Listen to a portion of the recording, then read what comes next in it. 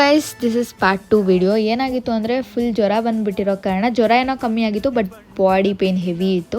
ಒಂಥರ ಸುಸ್ತು ಫೀಲ್ ಆಗ್ತಿತ್ತು.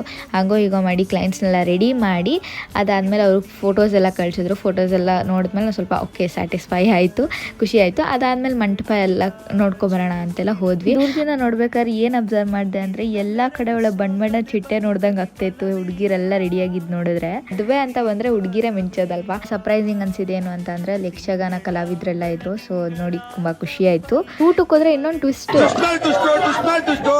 ಮುದ್ದೆ ಕೊಟ್ಟಿದ್ರು. ಲೈಕ್ ನೋಡಿ ಶಾಕ್ ಆಯಿತು. ಬಿಕಾಸ್ ಏನು ಗೊತ್ತಾ, ನಾನು ಹಳ್ಳಿಲಿ ನೋಡಿದ್ದೀನಿ ಮುದ್ದೆ ಮಾಡಿಸೋದು ಮದುವೆ ಊಟಕ್ಕೆ, ಸಿಟಿಲಿ ಎಲ್ಲೂ ನೋಡಿಲ್ಲ. ಬಟ್ ನೋಡಿ ಶಾಕ್ ಆಯಿತು, ಖುಷಿನೂ ಆಯಿತು. ಟೇಸ್ಟ್ ತುಂಬ ಚೆನ್ನಾಗಿತ್ತು ಗುರು, ಸಖತ್ತಾಗಿತ್ತು ಟೇಸ್ಟ್. ಆಮೇಲೆ ನನಗೂ ಒಂಥರ ಬಿಸಿ ಏನಾದ್ರು ತಿನ್ನಬೇಕು ಅನಿಸ್ತಿತ್ತು. ಹುಷಾರು ಬೇರೆ ಇರಲಿಲ್ವಲ್ಲ, ಹೆಂಗೋ ಸ್ಯಾಟಿಸ್ಫೈ ಆಯಿತು. ಸಖತ್ ಸುಸ್ತಾಗ್ಬಿಟ್ಟಿತ್ತು. ಮನೆಗೆ ಹೋಗಿ ಫಸ್ಟ್ ಚೆನ್ನಾಗಿ ನಿದ್ದೆ ಮಾಡಬೇಕು ಅನ್ನಿಸ್ಬಿಟ್ಟಿತ್ತು ಸ್ನಾನ ಮಾಡಿಬಿಟ್ಟು.